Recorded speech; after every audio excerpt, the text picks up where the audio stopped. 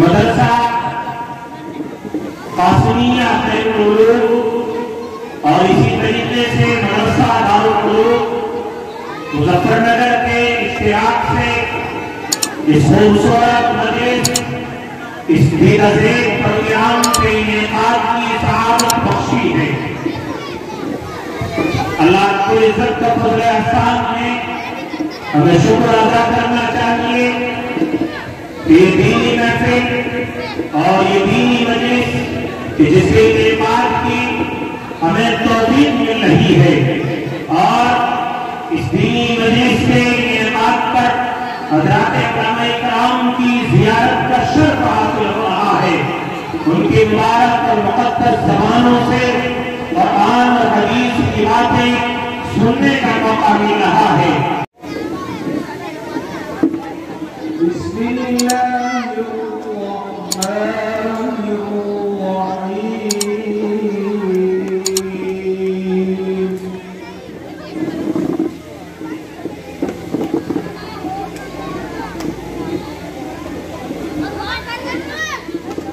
وَتِلْكَ حُجَّتُنَا آتَيْنَاهَا إِبْرَاهِيمَ عَلَى قَوْمِهِ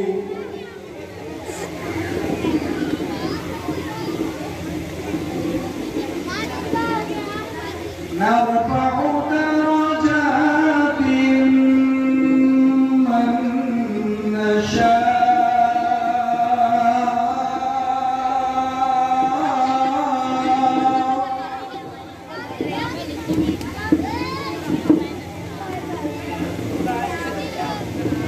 إِنَّ رَبَّكَ حَكِيمٌ عَلِيمٌ۔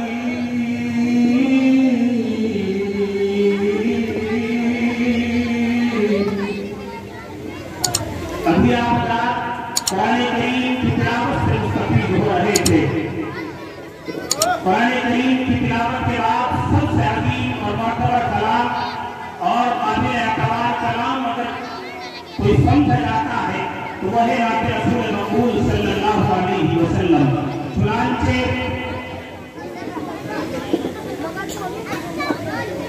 نعت رسول مقبول صلی اللہ علیہ وسلم پیش کرنے کے لیے میں گزارش کروں گا، لیکن اس سے قبل میں تمام اہل مجلس کے حضور یہ اعلان کر دینا چاہتا ہوں کہ ہمارے اسٹیج پر اس وقت عالم اسلام کی انتہائی معروف اور متحرک شخصیت بارگاہ رسالت مآب صلی اللہ علیہ وسلم میں عقیدتوں اور محبتوں کا گلدستہ پیش فرمائیں گے۔ جناب حضرت بھائی محمد حسین قصائی امام خطیب حوض والی مسجد تشریف لائیں اور اپنے اشعار و کلام سے ہم سب کو مستفید فرمائیں۔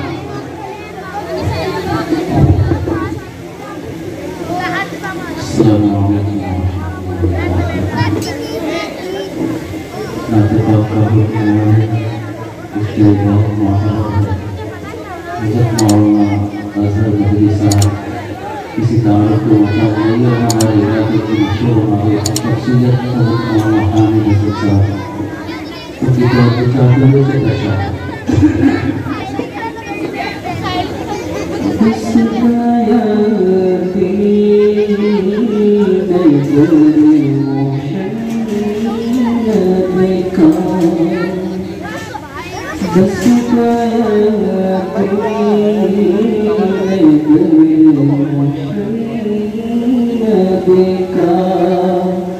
بس گیا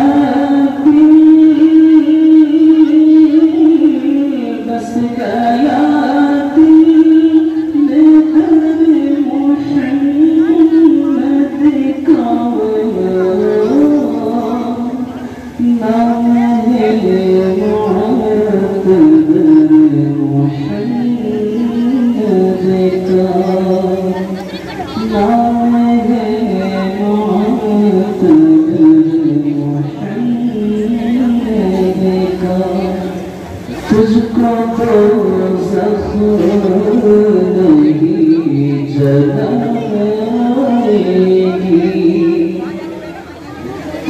کو دوزخ نہیں جلائے گی، تجھ کو دوزخ نہیں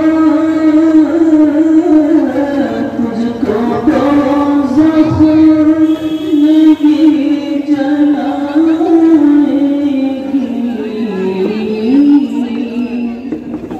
ہے دیوانہ اگر محمد کا، ہے دیوانہ اگر محمد کا، بس گیا دل میں در محمد کا۔ بہت مختصر کر رہا ہوں کیونکہ مہمان ہے۔ سرفرازی فلک پر بھی، سرفرازی فلک پر بھی، سرفرازی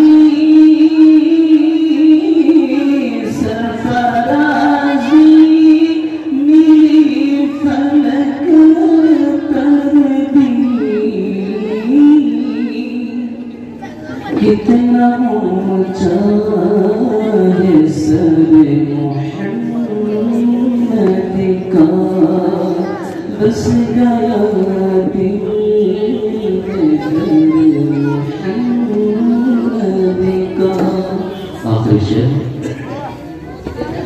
اب تو قاری کی تمنا ہے، اب حذیفہ کی تمنا ہے، اب حذیفہ کی تمنا ہے۔ دیکھو آنکھوں سے گھر کا، بس گیا دل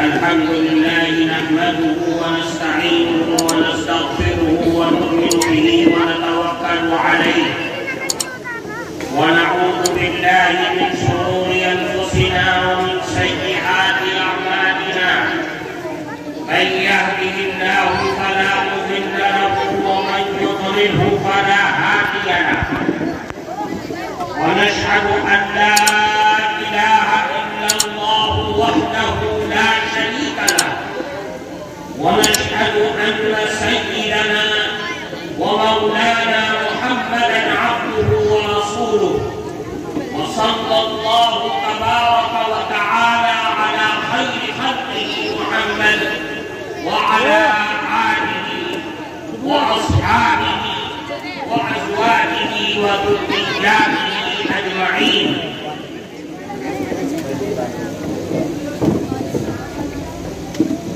أما بعد، فقد قال الله تبارك وتعالى في القرآن المجيد: وكذلك أوحينا إليك روحا من أمرنا ما كنت تدري ما الكتاب ولا الإيمان ولكن جعلناه نورا نهدي به من نشاء من عبادنا وإنك لتهدي إلى صراط مستقيم. وعن عبد الرحمن بن عوف رضي الله تعالى عنه قال رسول الله صلى الله عليه وسلم: ثلاثة تحت العرش يوم القيامة: القرآن يحاج العباد له ظهر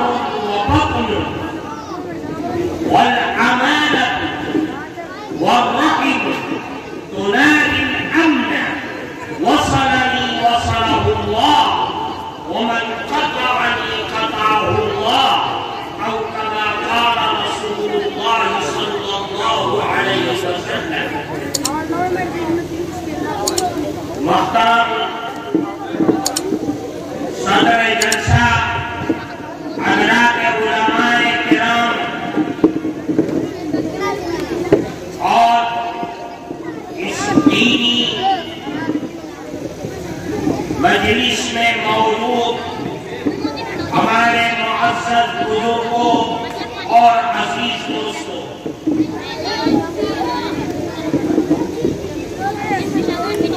آپ کے اس علاقے کے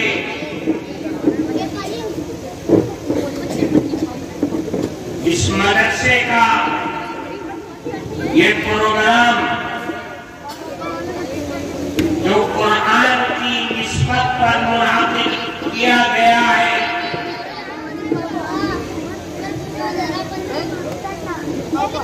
اور قرآن کی نسبت پر ہم اور آپ یہاں جمع ہوئے ہیں،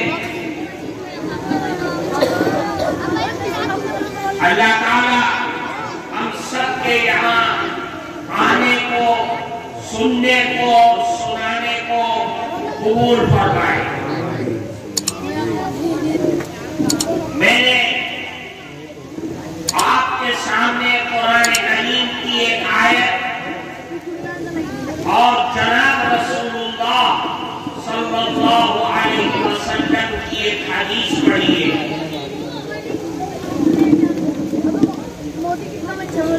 اس حدیث میں اللہ کے نبی جناب رسول اللہ صلی اللہ علیہ وسلم نے تین چیزوں کی طرف ہر مسلمان مرد اور عورت کو توجہ دلائی ہے۔ حضرت عبد الرحمن بن عوف رضی اللہ تعالی عنہ وہ اس حدیث کے راوی ہیں، فرماتے ہیں کہ جناب رسول اللہ صلی اللہ علیہ وسلم نے فرمایا کہ ثلاثۃ تحت العرش یوم القیامہ، تین چیزیں قیامت کے دن بالکل اللہ کے عرش کے نیچے ہوگی۔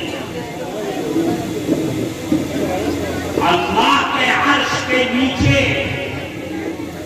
پہنچنے کی ہمت کسی کی نہیں ہوگی، اس لیے کہ اس دن تو اللہ کا غصہ بہت زیادہ ہوگا۔ لیکن یہ تین چیزیں بالکل اللہ کے عرش کے نیچے ہوگی، اور مقصد کیا ہوگا ان کا؟ فرماتے کہ سب سے پہلی چیز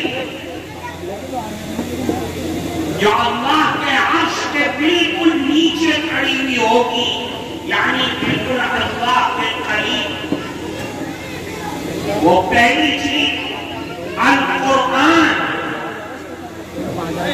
قرآن اللہ کی کتاب، اللہ کا کلام بالکل عرش کے نیچے ہوگا قیامت کے دن۔ کیا ہوگا؟ کہے گا کیا؟ اللہ کے نبی فرماتے یحاج العباد، جو بندوں کے لیے، اللہ کے بندوں کے لیے جھگڑے گا، اللہ سے فریاد کرے گا، اللہ کے سامنے اپنی آرزوؤں اور تمناؤں کو رکھے گا۔ کیا مطلب؟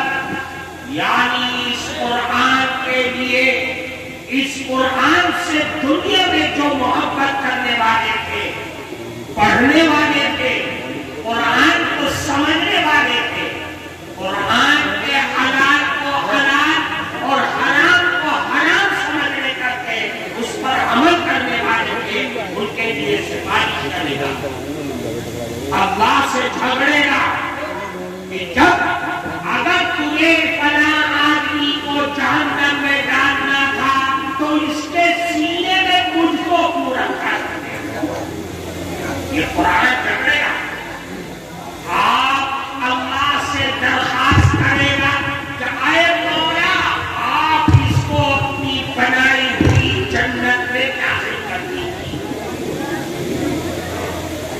فرماتے یہ قرآن اللہ کا کلام ہے اور جن لوگوں نے قرآن کو طاق میں رکھ دیا، پڑھا نہیں، سمجھا نہیں، عمل نہیں کیا، تو قرآن جھگڑے گا کہ اے اللہ ان لوگوں نے مجھ کو دنیا میں چھوڑا تھا، آج تو ان سے بھی قطع تعلق کر دے.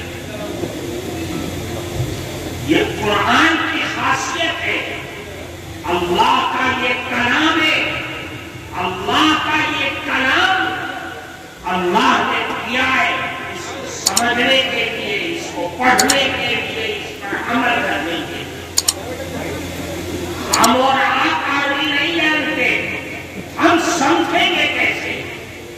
لیکن یاد رکھیے کل قیامت کے دن اگر کوئی مسلمان یہ کہے کہ اے اللہ میں تو عربی جانتا نہیں تھا، میں تو مدرسے میں گیا ہی نہیں، میں عربی سیکھا، میں نے سیکھا نہیں، پڑھا، میں تیرے کلام کو سمجھتا کیسے؟ میں نے تو سمجھا نہیں تو نے کس کو حلال کیا اور کس کو حرام کیا. تو یاد رکھیے یہ عذر، یہ اللہ کے دربار میں فرمانا اور یہ عذر، یہ ہر کس کو بول رہی ہے. کیوں؟ اس لیے کہ تو نے دنیا میں ہوش سے والا انگریزی سیکھی، تو نے ہندی لکھنا پڑھنا سیکھ لیا. میرے پاس کون سی ایسی مجبوری تھی کہ تو اتنا بھی عربی نہ سیکھ سکا کہ تو میرے بتائے ہوئے حلال کو حلال اور حرام کو حرام سمجھنا؟ تو نے قرآن سے بے توجہی کیا ہے، اس لیے قرآن کھڑا ہو جائے گا آپ کے نیچے. یہ اللہ یہ تیرا بجلی نہیں، یہ پاوی ہے. نمازی ہے ٹھیک ہے، روزے دار ہے ٹھیک ہے، لیکن اس نے قرآن پڑھا تو لیکن سمجھا نہیں ہے. اے اللہ اس سے میں بیزار. اس لیے پتہ یہ چلا کہ قرآن اللہ کا کلام ہے. قرآن دو چیزوں کا نام ہے، سمجھ لیں. قرآن صرف آیات کا نام ہی قرآن نہیں ہے. قرآن کی آیات ہم پڑھتے ہیں، اس کا ثواب ملتا ہے، ہر حرف پر 10 نیکیاں ملتی ہے. لیکن قرآن صرف آیات اور سورتوں کا نام قرآن نہیں ہے. فرماتے القرآن هو النظم والمعنى جميعا. قرآن کو نام ہے آیات، الفاظ اور قرآن کے معنی اور ترجمہ دونوں کا نام مل کر کے قرآن ہوتا ہے. ہم نے قرآن پڑھنا سیکھ تو لیا، لیکن قرآن کیا کہہ رہا ہے ہمیں کچھ معلوم نہیں ہے. کیوں؟ اس لیے کہ ہم نے قرآن کے ترجمے کو سیکھا نہیں، سمجھا نہیں، پڑھا نہیں. جب ہم نے پڑھا ہی نہیں تو قرآن کس چیز کو حلال کہہ رہا ہے اور کس کو حرام کہہ رہا ہے ہم کیا کہیں گے؟ اللہ کے نبی کا فرمانے کا مطلب یہ ہے کہ قرآن پڑھنا، قرآن کو سمجھنا ہر مسلمان مرد اور عورت پر لازم ہوتا ہے. قرآن اللہ کی کتاب ہے، اللہ کا کلام ہے. اللہ نے یہ قرآن اتارا ہے کہ امت مسلمہ کے لیے ہدایت کا ذریعہ ہے. قرآن امت مسلمہ کے لیے شفا کا ذریعہ ہے، ہر بیماری سے نجات دلانے کا ذریعہ ہے، نور ہے، دنیا اور آخرت کے لیے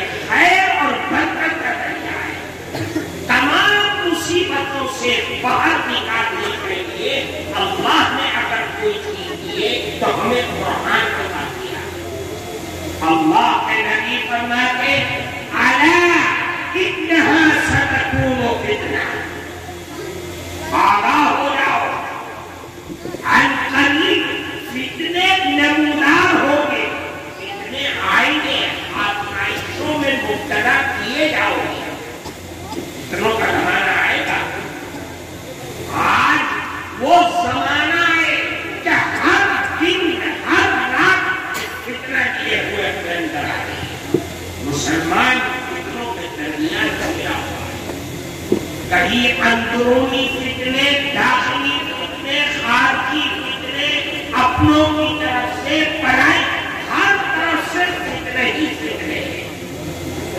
اللہ کے نبی سے فرمایا صحابہ کرام نے قلتم من اخرج منها یا رسول اللہ، اے اللہ کے نبی ان فتنوں سے نکلنے کا طریقہ کیا ہے؟ کیسے ہم فتنوں سے نکلیں؟ آپ طریقہ تو بتلا دیجیے. اللہ کے نبی نے فرمایا فتنوں سے اگر نجات چاہتے ہو، فتنوں سے بچنا چاہتے ہو، تو اللہ کے نبی نے فرمایا القرآن. صرف ایک چیز ہے، وہ ہے قرآن. یہ فتنوں سے بچانے کے لیے سب سے بڑا ہتھیار ہے. کیوں؟ اللہ کے نبی نے فرمایا کہ قرآن فتنوں سے بچانے والی چیز ہے. کیوں؟ فیہ نبأ من کان قبلکم وخبر ما بعدکم وحکم ما بینکم.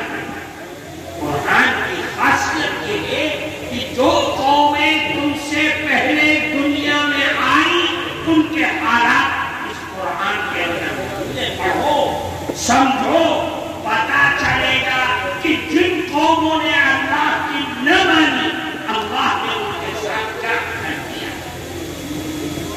وہ طاقتور تھے، وہ چاہو چلا کے مالک تھے، وہ بڑی بڑی عمارتوں میں رہنے والے، لیکن جب اللہ کی نافرمانی کی اللہ نے انہیں زمین بوس کر دیا، دخل کر دیا. ہمیں کہتے یہ قرآن بتلائے وَخَبْرُ مَا بَعْدَكُمْ، اور قرآن قیامت اور قیامت کے بعد آنے والے حالات کی خبر دینے والا یہ قرآن ہے. وَحُكْمُ مَا بَيْنَكُمْ، اور تمہارے درمیان جھگڑا، فساد، اختلاف، ان تمام چیزوں کے لیے حکم اور فیصل قرآن ہے. اس لیے فرمایا کہ قرآن یہ فتنوں سے نکالنے کا ذریعہ ہے اور ہتھیار ہے. قرآن ہر مسلمان کے لیے رحمت ہے، ہدایت کا ذریعہ ہے. اللہ کے لیے قرآن نے فرمایا وَكَذَلِكَ أَوْحَيْنَا إِلَيْكَ رُوحًا مِّنْ أَمْرِنَا. اے لوگوں، یہ قرآن شفا ہے. کیوں؟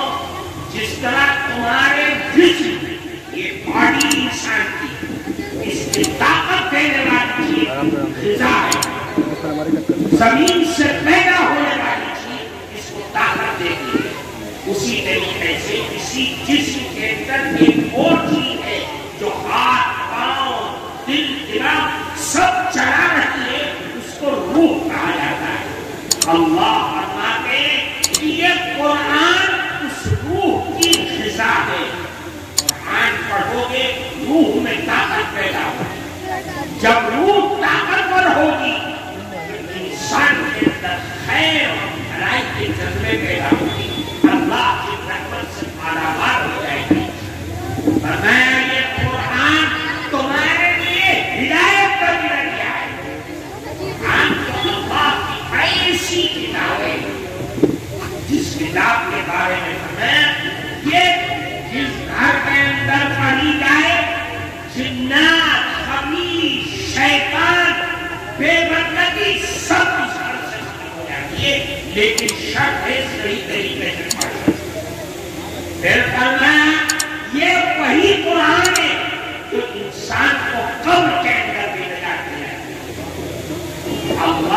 نبی نے فرمایا جب انسان قبر کے اندر بٹھا دیا جاتا ہے تو 3 سوال ہوتے ہیں. سب سے پہلا سوال کہ من ربک. مسلمان نے کہا ربی اللہ. اس نے پوچھے کہ تیرا رب کون ہے؟ وہ پڑھ سکے گا میرا رب تو اللہ ہے. پھر دوسرا سوال ہوگا ارے یہ بتلا کہ تیرا دین کون سا تھا؟ کس دین اور دھرم کو مانتا تھا؟ وہ فوراً کہے گا دین اسلام. میں تو اسلام کا ماننے والا تھا, اسلام کا فالوور تھا, میں کسی اور کو نہیں مانتا تھا. پھر فرمایا تیسرا سوال ہوگا اللہ کے نبی کی شکل پیش کی ہے. بعض روایات میں آتا ہے کہ اس کی قبر سے لے کر روضہ اطہر تک تمام پردوں کو ختم کر دیا جائے. وہ کہا جائے گا کون ہے یہ آدمی؟ اللہ کے بندوں ایسا سوال کر رہے ہو, یہ تو میرے آقا جناب رسول اللہ صلی اللہ علیہ وسلم ہے. اس سے حیرت میں آئیں گے یار تم نے کیسے پہچان دیا؟ آج سے پہلے کبھی زمانہ نہیں دیکھا, صورت نہیں دیکھی, آج کیسے پہچان دیا؟ وہ کہے گا یار اللہ کے بندوں کیسا سوال کر رہے ہو؟ ارے یہ تو جناب رسول اللہ صلی اللہ علیہ وسلم ہے. میں نے دنیا میں ان کے سینے مبارک پر جو اللہ کی کتاب اتری ہے اس کے ایک ایک حرف کو سچا جانا ہے, پڑھا ہے. میں نہ پہچانوں گا تو کون پہچانے گا؟ اللہ کی طرف سے اعلان ہوگا صدقہ کی. میرے بندے نے تو سچ کہہ دیا ہے. صدقہ میرے بندے نے تو سچ بتایا ہے. وہ کہا ہے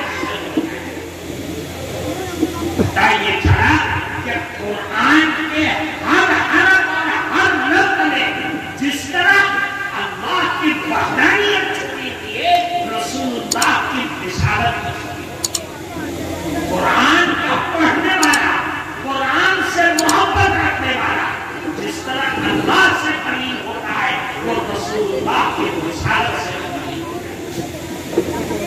اس لیے قرآن قبر میں بھی نجات دلانے والی ہے اور حشر کے میدان میں بھی قرآن ہی نجات دلائے گا. کیوں؟ اس لیے کہ اللہ کے نبی نے فرمایا یجیء صاحب القرآن. قرآن والا آئے گا کہاں؟ قیامت کے دن. قرآن سامنے کھڑا ہوا ہے اللہ کے دربار میں. اللہ اس کو ایک شکل دے گے, وہ پکڑ کر لے جائے گا.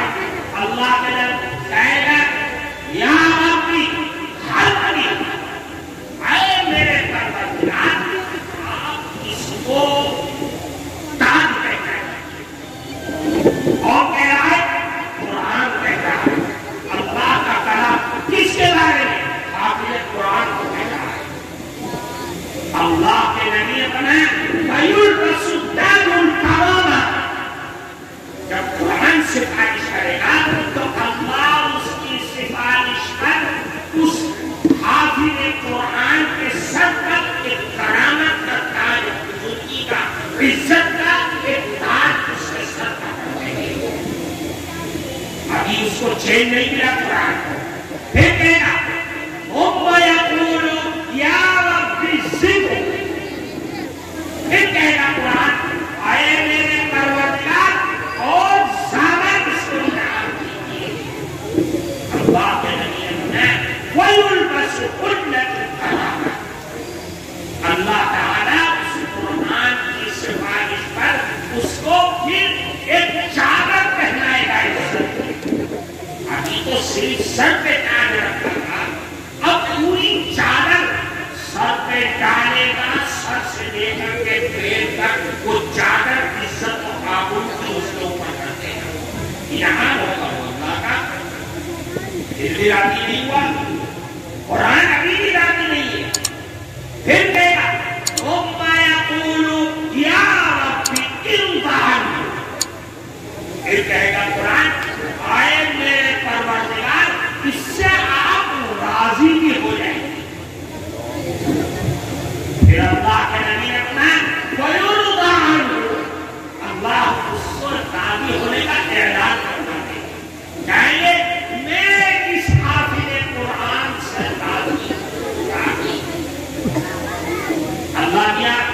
اس راضی ہونے کا اظہار کیسے کریں گے؟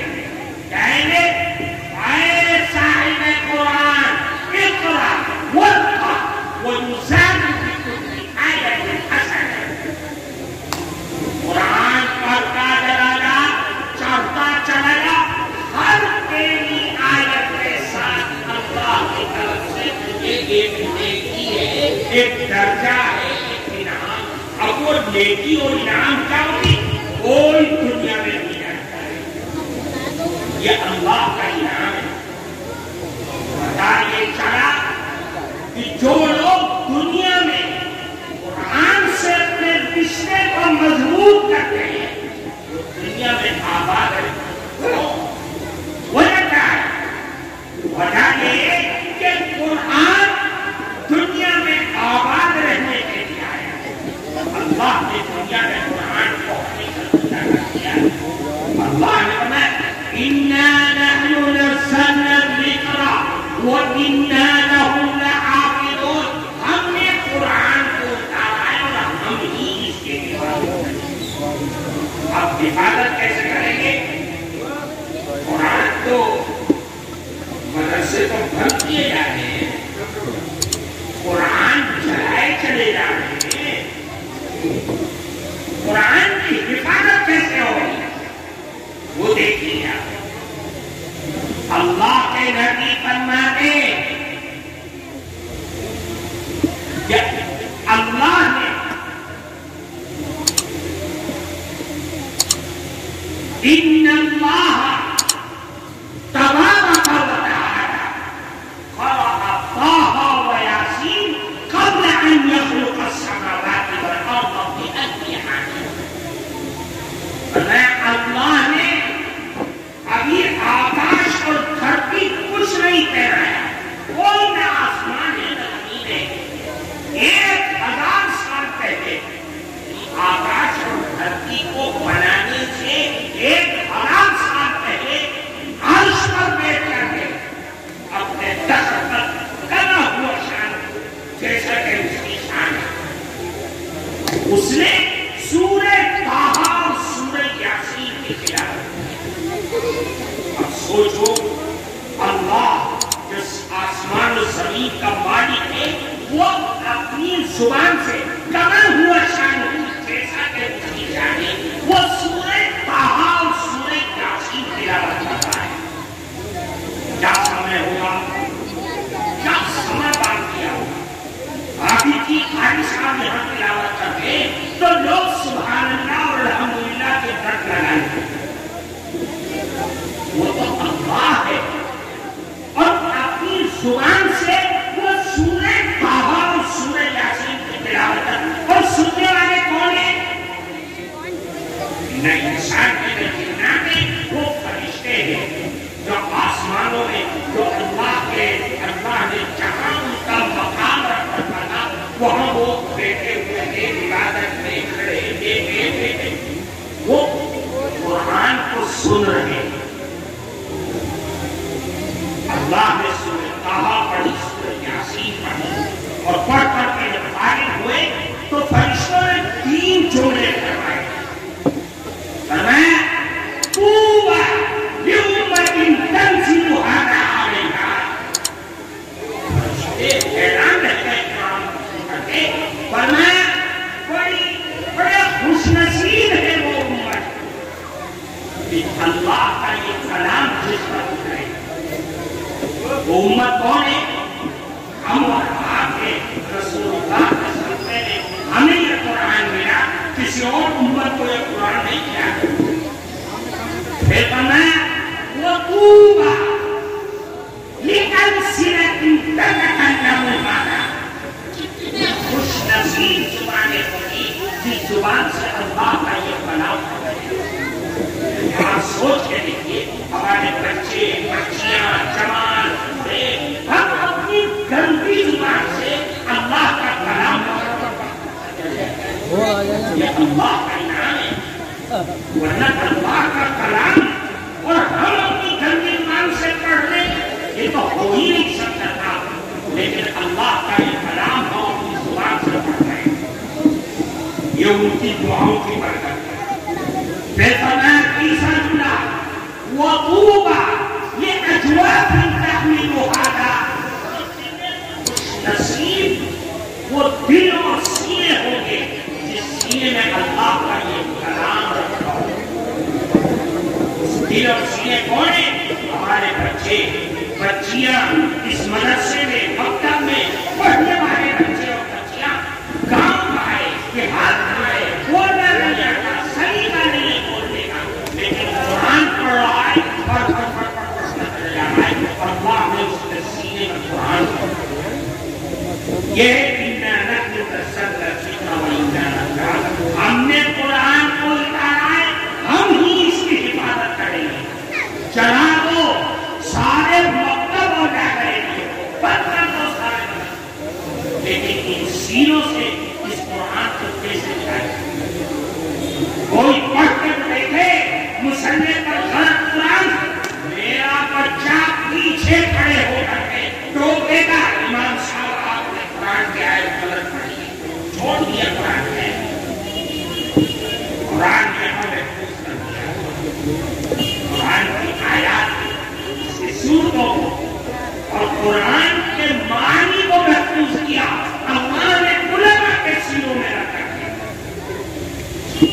قرآن کے آیات بھی محفوظ قرآن کے معنی بھی محفوظ اللہ نے اعلان فرما دیا ہم ہی اس کی حفاظت کریں گے. قرآن اللہ کا کلام ہے اس لیے قرآن کو پڑھنا قرآن ہماری نجات کا ذریعہ ہے. جو قرآن سے چمٹ گیا وہ ہمیشہ آباد رہے گا دنیا کی کوئی طاقت اس پر نہیں ہوگی. یہ اعلان ہے اللہ کے نبی کا جب تک قرآن کو پکڑے رہو گے دنیا کی کوئی طاقت تمہارے ایمان کو عقیدے کو عزت کو آبرو کو کوئی سب کوئی آنچ نہیں ہوگا. اس لیے قرآن ہمارے لیے نجات کا ذریعہ ہے. ہمیں قرآن کو پڑھنا پڑھانا اور اپنی آنے والی نسلوں کو قرآن پڑھنا پڑھانا یہ چاہیے یہ ضروری ہے. سب سے پہلا مرحلہ اپنی اولاد کے لیے ہمارے لیے ضروری ہے. ہر ماں اور باپ پر فرض عین ہے وہ اپنے بچوں کو قرآن کا پڑھنے والا بنائے قرآن سکھائے. اگر کوئی ماں اور باپ قرآن نہیں پڑھا پائے تو وہ بچوں کے حق میں ظالم کہلائے گئے. وہ ماں نہیں ہے وہ باپ نہیں ہے وہ ظالم ہے. اس لیے یاد رکھیے سب سے پہلا عمل یہ ہے کہ بچہ ہوشیار ہو گیا آپ اپنے بچوں کو قرآن کریم پر قرآن کریم پر پڑھنے والا بنے. وہ نہیں جیسے ہم کرتے ہیں. آج ہمارا حال کیا ہے؟ ہم اسکول کی ٹیوشن کے لیے پورے شہر میں جو سب سے اچھا ماسٹر ہوا ہندی انگریزی اور وید کا ہم اس کو تلاش کر کے لائیں گے چاہے وہ 1000 روپے مہینہ لے لیں 2000 روپے مہینہ لے ہم دیں گے اس کو لیکن میرے بچے کو ٹیوشن پڑھا دیں. لیکن جب قرآن کا مسئلہ آتا ہے ٹیوشن پڑھانے کا تو اس حافظ اور مولوی کو تلاش کریں گے جس کو خود قرآن نہیں آتا 25 روپے اور 50 روپے اور وہ 50 روپے بھی مہینے میں دینا آفت ہو جاتا ہے. اچھری کر دے دیں گے قرآن کی بے حیثیت ہونا یہ اس سے پتہ چلتا ہے کہ قرآن کی تعلیم کی کوئی حیثیت ہمارے یہاں یاد رکھو یہ گناہ کبیرہ ہے. یہ گناہ قرآن کے ساتھ بے توجہی کرنا اور ظلم کرنا یہ اسی طریقے سے گناہ ہے جس طرح شراب پینا ہے. یہ بھائی قرآن کے ساتھ سوتیلا بندر قرآن اول ہے اور ہماری دنیا ہماری قبر اور ہماری آخرت کے لیے نمونے ہدایت ہے روشنی ہے اور اللہ کی بنائی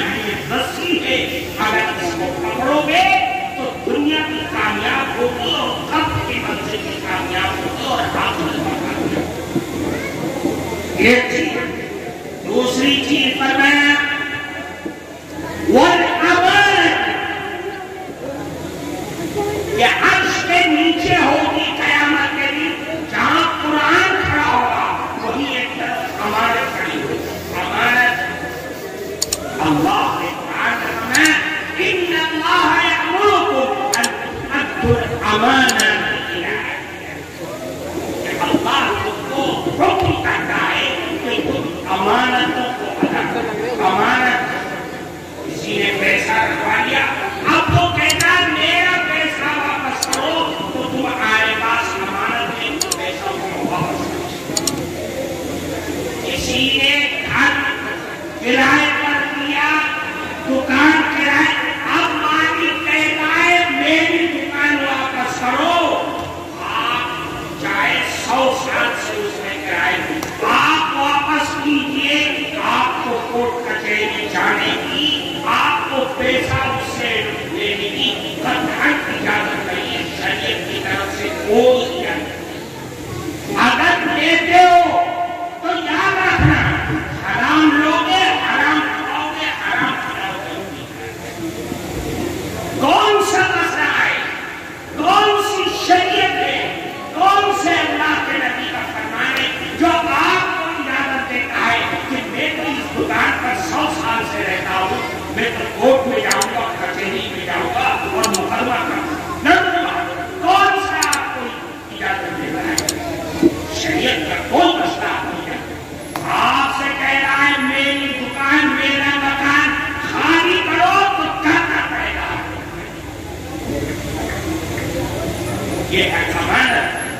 امانتوں کو ادا کرو. کیا مطلب؟ آپ کا انتقال ہو گیا،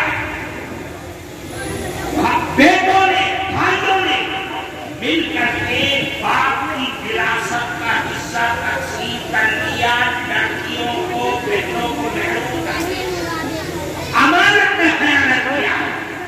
اور یاد رکھو اگر بہنوں کو حصے میں محروم کرو گے ساری زندگی حرام ہوگی. یہاں نہیں دیا ہے، قیامت میں دو گے. دینا پڑے گا، دینا پڑے گا، دینا پڑے گا. کوئی اس سے بھاگ نہیں سکتا ہے.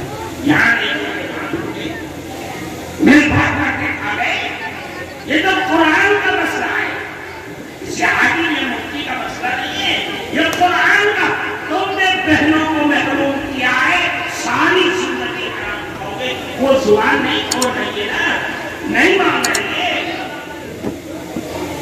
وہ یہ سمجھ نہیں اگر میں نے مان لیا تو میرا بیٹا ختم ہو جائے گا. میری شادی نہیں ہوئی ہے، یہ لوگ میری شادی نہیں کریں گے.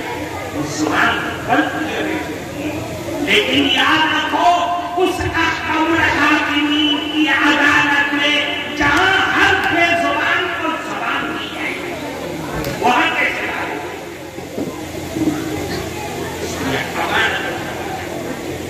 امانت کیا مطلب؟ تمہارے بھائی نے، دوست نے تمہارے کام میں آ کر کے اپنا دل کا راز بتلا دیا.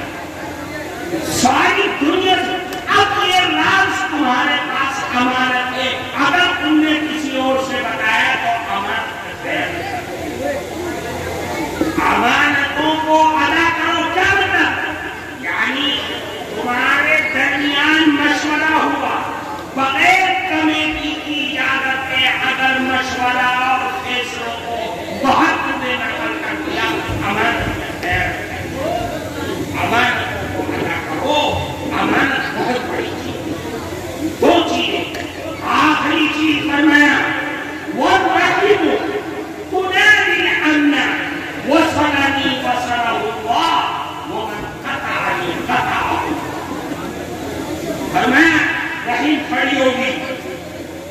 رحیم کا مطلب رشتے داریاں، ناطے، تعلقات. یہ میرا بھائی ہے، یہ میری بہن ہے، یہ میرا چچا ہے، یہ میرا تایا ہے.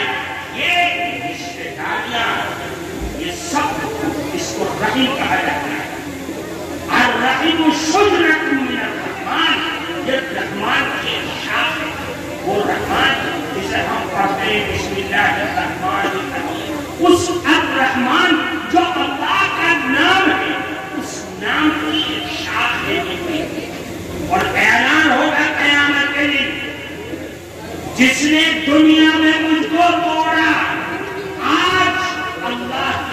سے اس کا رشتہ ختم ہے، اور جس نے دنیا میں اس کو چھوڑ کر کے رکھا، آج اللہ کی اس کو اپنی رحمت سے جوڑ دے۔ یہ اتنی عظیم شان چیز ہے جس کی طرف ہم توجہ نہیں کرتے۔ یہ اللہ نے پیسہ دے دیا ہے، میرے پاس طاقت ہے، میرا بھائی مجھ کو آنکھ دکھلائے اور میں اس کے قریب کیسے ہو سکتا ہے؟ آنا کا مسئلہ ہے۔ یاد رکھو اصل چیز کیا ہے؟ ایک آدمی، ایک بھائی، ایک رشتے دار تم سے تعلق رکھتا ہے، تم اس سے تعلق رکھتے ہو، یہ کون سا کمال ہو؟ وہ تمہارے ہر کھانا بھیج رہا ہے، تم اس کے ہر کھانا بھیج رہے ہو، وہ تمہارے غم اور خوشی میں شریک ہوتا ہے، تم اس کے بھی شریک ہو رہے ہو، یہ کون سا کمال ہے؟ کمال کیا ہے؟ اللہ کے نبی فرماتے ہیں لیس الواصل بالمکافی ولکن الواصل الذی لم تقطع رحمه وصلها۔ کمال یہ ہے ایک آدمی تم سے اپنا رشتہ ناتا توڑتا ہے، تم اس کے ساتھ پھر بھی جوڑ کر ہوتا ہے، یہ ہے کمال۔ ایک آدمی تم کو گالیاں دے رہا ہے، تم اس کے ساتھ بھلائی کا اور دعاؤں کا معاملہ کرو، یہ سب سے بڑی رشتے داری ہے، یہ سب سے بڑا حسن سلوک ہے، اور یہ رحم کی سب سے بڑی بنیاد ہے۔ ماں باپ، جن ماں باپ کے ذریعے تم دنیا میں آئے اس ماں باپ کے ساتھ اس کے سلوک کرنا۔ ماں باپ ہے کیا چیز ہے؟ اللہ کے نبی فرماتے رضا ربی فی رضا الوالد وسخط الرب فی سخط الوالد۔ یاد رکھنا اگر ماں باپ خوش ہیں تو تیرا اللہ بھی خوش ہے، اور اگر ماں باپ ناراض ہے تو یاد رکھنا تیرے اللہ بھی خوش ہے۔ ماں باپ بہت بڑی دولت ہے، عظیم دولت ہے۔ ماں باپ کی نافرمانی، ماں باپ کی بے عزتی، ماں باپ کے ساتھ قطع تعلق، یہ گناہ کبیرہ ہے۔ ماں باپ ہے جس طرح شرک کرنا گناہ کبیرہ ہے، اسی طریقے سے ماں باپ کی نافرمانی کرنا بھی گناہ کبیرہ ہے۔ شراب پینا گناہ کبیرہ ہے، اسی طریقے سے ماں باپ کی نافرمانی کرنا بھی گناہ کبیرہ ہے۔ ہم نہیں سمجھتے کہ اللہ نے مجھے دولت بھی دے دیا، مجھے بڑی بڑی بلڈنگوں کا مالک بنا دیا، میں نے اپنے بوڑھے ماں باپ کو لاوارث بنا کر کے گھر کے کونے میں بھیج دیا۔ ان کا کام کیا ہے؟ میرے بچوں کو کھلانا۔ یاد رکھیے آج تم نے فضول سمجھ کر کے ماں باپ کو لاوارث بنایا ہے، تیرے لیے اللہ کی بنائی ہوئی جنت حرام ہوگی۔ لیکن تو آیا ہے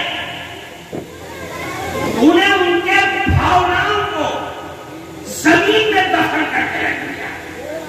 جن ماں باپ کے ہاتھ ہمیشہ یوں رہے، آج تم نے یوں کر دیا، کل تک وہی ماں باپ تیری ضرورت کو پورا کر دیں گے، آج تم نے ان ماں باپ کے ہاتھ کو کر کے انہیں تو ان کو ان کے بھاؤناؤں کا چلانا کر پیسے پیسے کا تم نے محتاج کیا۔ اس لیے یاد رکھنا ماں باپ کو ہمیشہ ہر لمحہ آگے بڑھا کر کے رکھنا، یہ ہر بچے کی عمر ہے۔ پھر اللہ کے نبی نے فرمایا جانتے ہو ماں باپ کی نافرمانی کا انجام کیا ہوتا ہے؟ ایک حدیث میں فرمایا 15 علامتیں ہیں اللہ کے عذاب کو کرنے کی دنیا، 15 علامتیں، اس میں سے فرمایا اطاع الرجل زوجته وأطاع أمه وبر صديقه وترك وإذا يتصل يتجاوز۔ اپنے حدیث سنا رہا ہوں، تم لوگ یہاں باتیں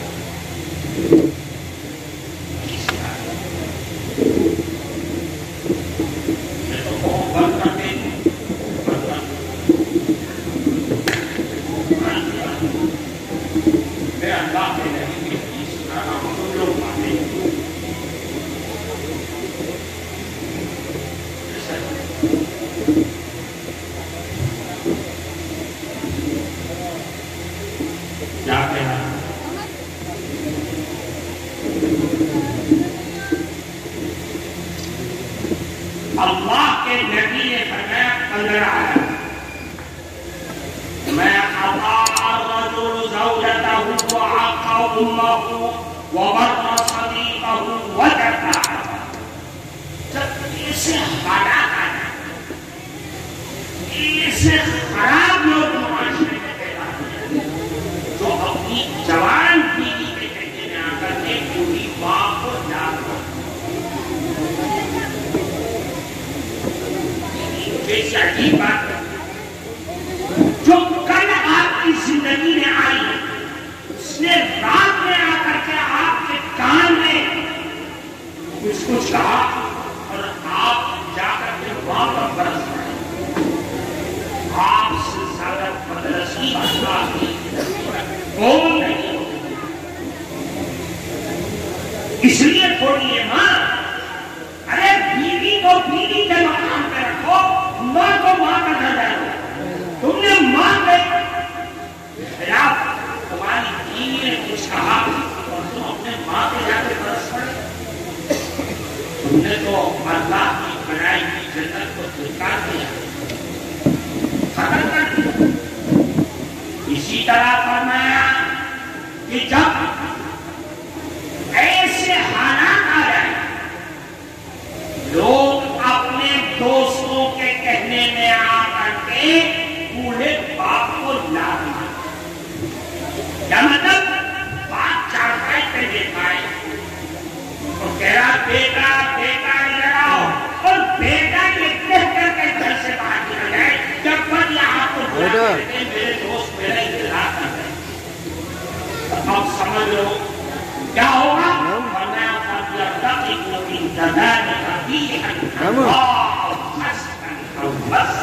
آرام میں 5 منٹ میں اب انتظار کرو کیا ہوگا ٹھیک ہے سر آسمان سے آگ برسے گی تم جلا کر کے راکھ کر دیے تمہاری صورتیں کتوں اور سوروں کے چیزیں تم زمین پھٹے گی دھسا دیے جاؤ گے ایک فرمایا کہ اللہ کا عذاب دنیا میں اس طریقے سے اترے گا جس طریقے سے تسبیح کا دھاگا ٹوٹ جائے جانے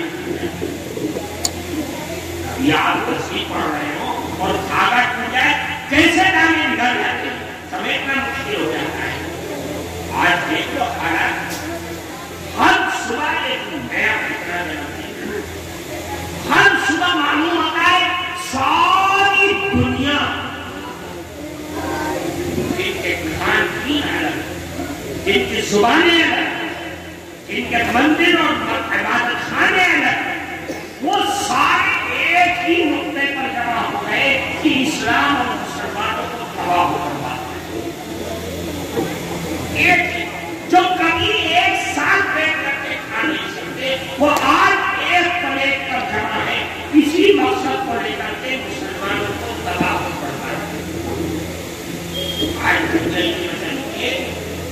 میرے بھائی ان تمام حالات پر توڑ قرآن اس لیے قرآن کو لاگو اپنی آنے والی نسلوں کو قرآن سے وابستہ اپنے نوجوانوں کو قرآن سے رشتہ مضبوط جب قرآن سے رشتہ مضبوط ہوگا تو دنیا کی کوئی طاقت آپ کا کچھ نہیں کر سکتی ایمان میں مضبوطی قرآن سے آئے گی قرآن نور کی ہدایت قرآن سے ہی ایمان میں مضبوطی آئے گی اور جب ایمان میں مضبوطی آئے گی تو آپ کا ایک جوان دوسروں کے 10 کے لیے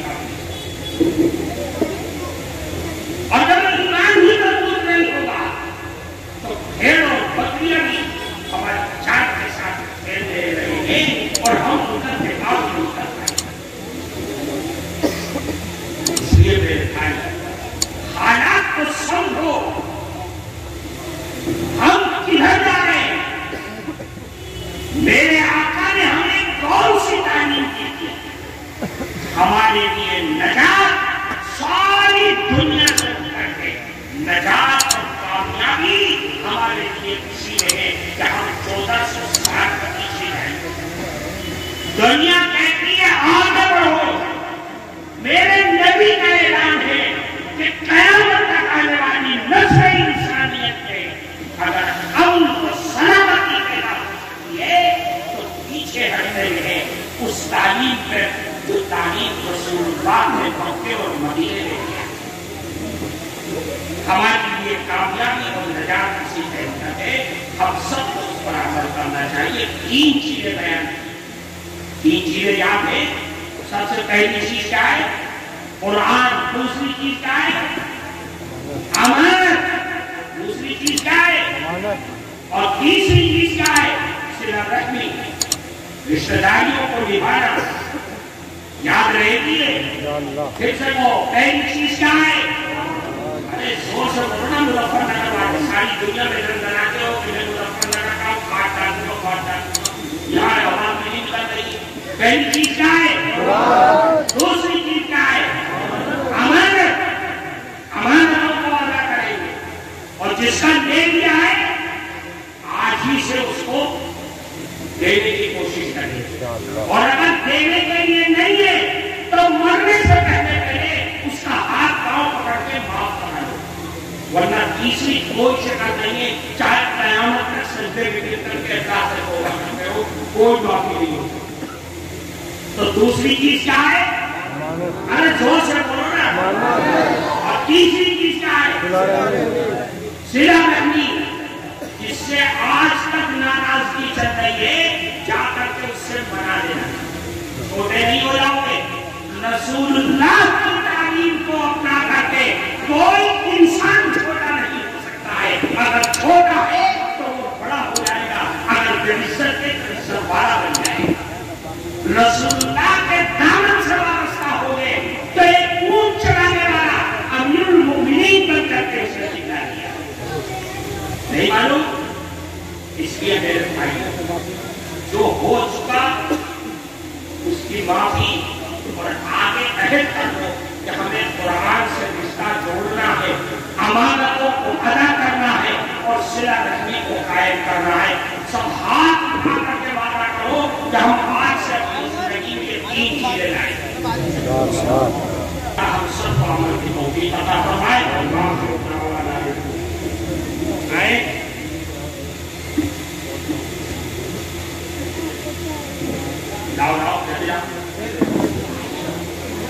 السلام علیکم ورحمۃ اللہ وبرکاتہ.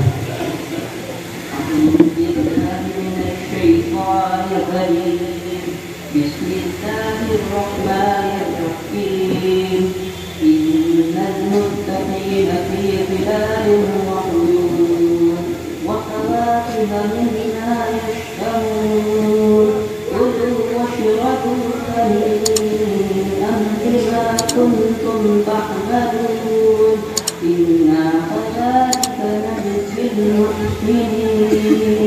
ويل يومئذ للمكذبين. كلوا وتمتعوا قليلا إنكم مجرمون. ويل يومئذ للمكذبين. وإذا قيل لهم اركعوا لا يركعون. ويل يومئذ للمكذبين. وبأي حديث بعده يؤمنون. صدق الله العظيم. یہ عزیز محمد زید صلی اللہ علیہ وسلم تلاوت کر رہے تھے.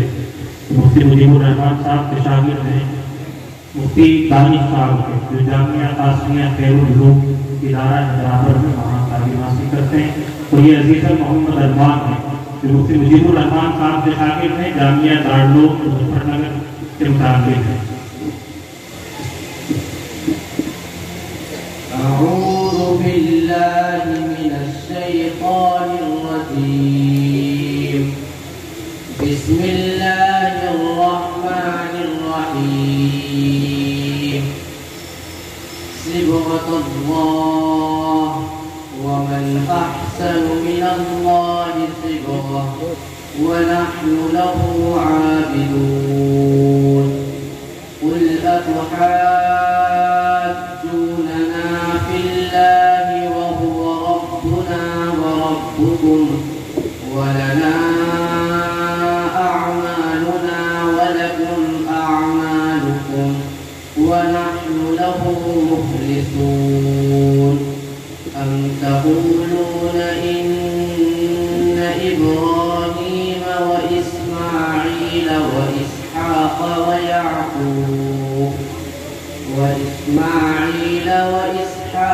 ويعقوب والأسباط كانوا هودا أو نصارى قل أأنتم أعلم أم الله ومن أظلم ممن كتم شهادة عنده من الله وما الله بغافل عما تعملون تلك أمة قد خلت لها ما كسبت ولكم ما كسبتم ولا تسألون عما كانوا يعملون صدق الله العظيم.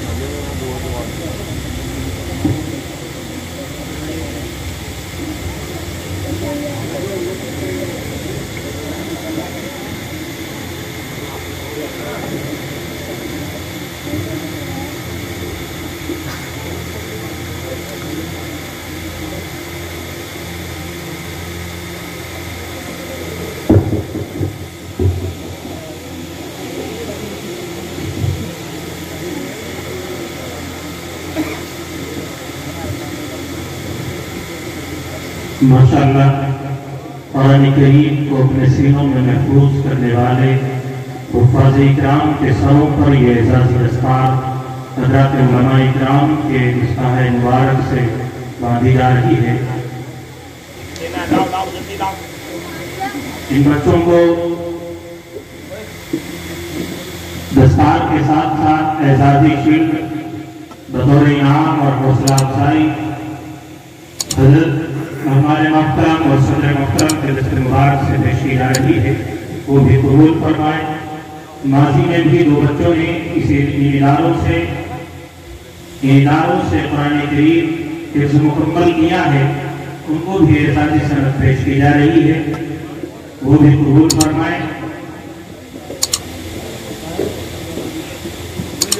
किसी ने कहा था कि अगर ईमान सलामत हो तो मन मैला नहीं होता, जो सदका बांटते हैं उनका धन मैला नहीं होता। इस्लाम हज़रत मौलाना सैयद अरशद बदरी दामत बरकातुहू बुला लिया के साथ इस इलाके की बल्कि मुल्क की अजीम तरीन शख्सियत हज़रत मौलाना सैयद अरशद बदरी साहब दामत बरकातुहू हज़रत मौलाना आमिर हसन साहिब दामत बरकातुहू बुला लिया से दरख्वास्त कर रहा हूँ कि मसले सलारत पर जलवा फरोज होकर अपनी इत्तला में तमामी हज़रात से दरख्वास्त है कि तरजीह दी। मेरा नाम मुफ्ती मुजीबुर रहमान कासमी।